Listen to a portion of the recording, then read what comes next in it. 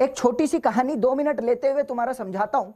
जो शिक्षक बनना चाहता है प्लीज इसको जरूर समझना, हमारे भारत का नहीं हमारे विश्व का भविष्य किसी और रास्ते पर जा सकता है अगर यह फॉलो किया गया। एक बार की बात है, एक साधु आश्रम के पास दूसरा साधु आता है और वो साधु जूनियर होता है। वो जूनियर साधु उस आश्रम में आता है और यह सोचकर आता है कि इस आश्रम में जो बूढ़ा साधु रहता है उसको बहुत ज्ञान होगा और अगर मुझे मतलब लगा कि उसको बहुत ज्ञान है तो मैं उसको गुरु बना लूंगा। 10-15 दिन रुकता है, उस बूढ़े साधु के भाषण को सुनता है। सुबह सुबह प्रवचन होता है।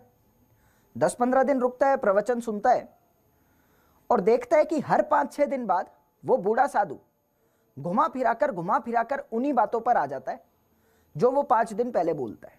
यानी हर 5-6 दिन बाद वो अपनी बातों को रिपीट करने लग जाता है। ऐसा देखता है कि ये तो अपनी बातों को रिपीट कर रहा है, इसको ज्यादा ज्ञान नहीं है, बेकार है, इसको गुरु नहीं बना सकता मैं। भाई गुरु तो उसको बनाऊंगा जिसको बहुत ज्ञान हो, जो बातों को रिपीट ना करे, नया नया नया नया बोलता रहे, उसको गुरु बनाऊंगा। तो होता क्या है, 2 दिन बाद वो उस आश्रम को छोड़ने वाला होता है कि इसको गुरु नहीं बना सकता, मैं दूसरी जगह जाने वाला हूं। लेकिन मेरे प्यारे बच्चे, उन 2 दिनों के बीच में एक नया साधु बाहर से उसी आश्रम में रुकने आ जाता है और वो साधु बहुत ज्ञानी, उसको इतना कुछ आता है कि पूछो मत। सारे वेद, सारे शास्त्र, गीता, पुराण, ये बाइबल सब पढ़ के आया हुआ। अब भाई इतना तेजस्वी साधु है तो छोटी बात तो नहीं है। अब सुबह का समय होता है, वो तेजस्वी साधु, अच्छा एक चीज याद रखना, जिसको ज्ञान होता है उसको घमंड भी हो जाता है। ये फैक्ट है, मतलब काफी लोगों में ऐसा होता है। सारे डॉक्टर एपीजे अब्दुल कलाम जैसे नहीं होते, कईयों में घमंड हो जाता है। तो अब जो तेजस्वी है, तो भाई साहब वो बूढ़े साधु के पास गया कि महाराज आपकी अगर अनुमति हो तो आज प्रवचन मैं देना चाहता हूं।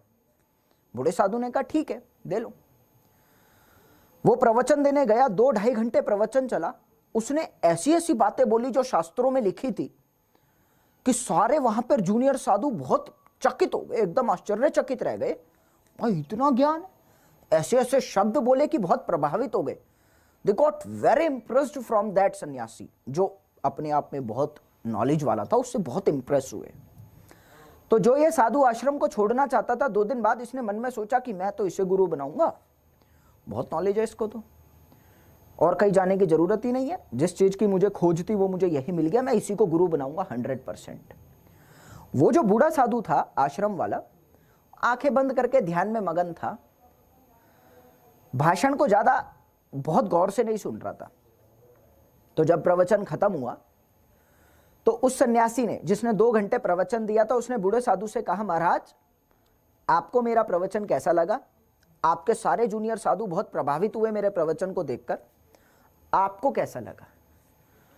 वो बूढ़े साधु ने 1 मिनट बाद अपनी आंखें खोली और आंखें खोलने के बाद कहता है, आप एक बारी दोबारा बोलेंगे, आप क्या कह रहे थे, मैंने सुना नहीं। कहता महाराज आपको मेरा प्रवचन कैसा लगा जो मैंने अभी बोला? तो बूढ़ा साधु कहता है, आपका कौन सा प्रवचन, आपने कुछ बोला ही नहीं। बड़ा आश्चर्यचकित रहता है कि मैंने 2-2.5 घंटे प्रवचन दिया, ये सारे साधु बड़े मेरे से इंप्रेस हुए और ये कह रहे हैं मैंने कुछ बोला नहीं। फिर दोबारा से कहता है, महाराज मैंने 2 घंटे प्रवचन दिया, आपने सुना नहीं, मेरा प्रवचन आपको कैसा लगा? तो बूढ़े साधु के शब्दों पर गौर दीजिएगा। बूढ़ा साधु कहता है, आपने कुछ नहीं बोला, आपसे उन शास्त्रों ने बुलवाया। तब जाकर उस 2 दिन में छोड़ने वाले साधु को यह चीज समझ में आती है कि वो बूढ़ा साधु जो है वो बात बोलता था जो शास्त्रों के परे थी, जो कुछ डेवलप करने लायक थी, जो अपने अंदर समाने लायक थी, जिन बातों को सुनकर असली सन्यास के जीवन में जाया जा सकता है, जिस फील्ड में वो जाना चाहते हैं, वो बूढ़ा साधु वो बोलता था। उस बूढ़े साधु को सारे शास्त्र, सारे पुराण, सारी गीता, सारी बाइबल, सारी रामचरितमानस सब याद थी, लेकिन वो उन याद करने के बाद जो बातें मन में आती थी, जिन बातों को अपने आप में गूढ़ बातों को ग्रहण कर कुछ सीखने को मिलता था, वो साधु वो बोलता था। तो उसको समझ में आया, असली गुरु ये नहीं, असली गुरु वो है। शास्त्र पढ़े, नॉलेज मिली, लेकिन उन नॉलेज का यूज करके मैंने दिमाग चलाया और दिमाग चलने के बाद मैंने उन नॉलेज में एक्स्ट्रा क्या डाला। अगर हमारे भारत के सभी टीचर को यह बात समझ आ जाए कि सबका एक कर्तव्य बन जाए कि हर किसी को थोड़ा सा एक्स्ट्रा कुछ ना कुछ अपनी नॉलेज में इजाफा करना चाहिए और आने वाली जनरेशन को कुछ एक्स्ट्रा सिखाना चाहिए जो किताबें सिखा रही है उससे अलग। तो शायद हमारी जनरेशन अपने आप से कुछ डेवलप करेगी, वो किसी और को बताएगी, इस तरह से चेन रिएक्शन चलती रहेगी और हमारे ज्ञान में बहुत इजाफा होगा। शायद इसी को हमारी भाषा में खोज का नाम दिया गया है। और मानिए, चाहे साधु हो, चाहे वैज्ञानिक हो, चाहे हम नॉर्मल इंसान हो, जो खोजता है वही कुछ पाता है। बिना खोजे तो जहां पर हैं वहीं पर रह जाते हैं। आज का कहानी का छोटा सा एक ही समरी बोलना चाहता हूं एक वाक्य में कि ज्ञान को प्राप्त करो। ज्ञान सिर्फ इसलिए लिया जाता है कि तुम नया ज्ञान किस तरीके से, किस रूप में प्रदान कर सकते हो। That is the story.